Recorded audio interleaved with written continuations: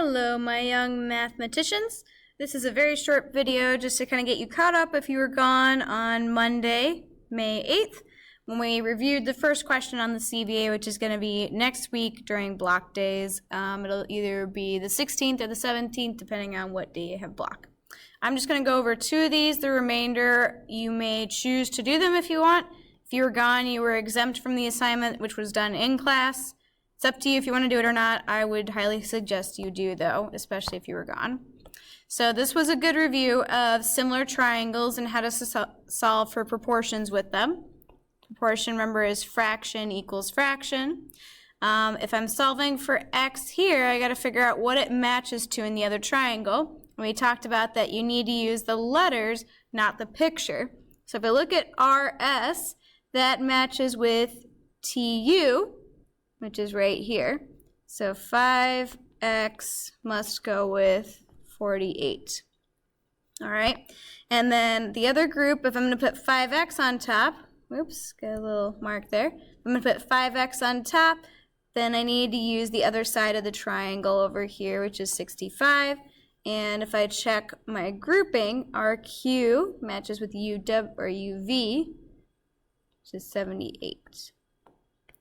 So this is a review. Cross multiplying is how we solve for proportions. So if I have 5x times 78, I'm going to get 390x.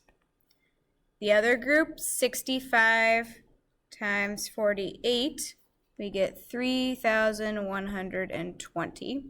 Now this is your basic algebra. 390 times x, I want to get x by itself. Divide both sides by 390.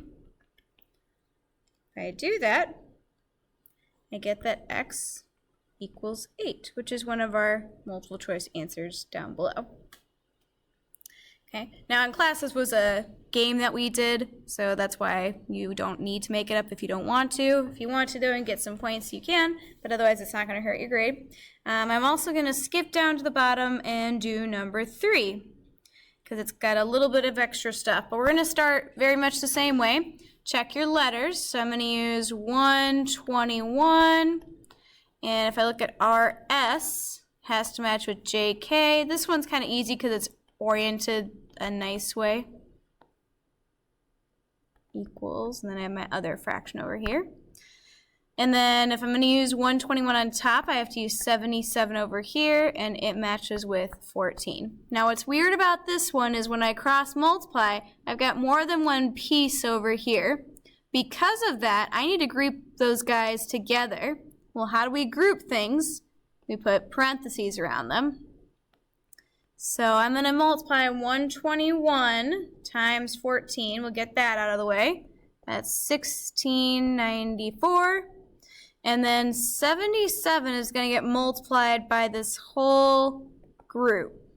Now the reason that that's important that I put parentheses around it is because I don't want to do just 77 times 3 or just 77 times 8. I want to distribute it to both pieces. So 77 times 3 gives me 231x, and 77 times 8 gives me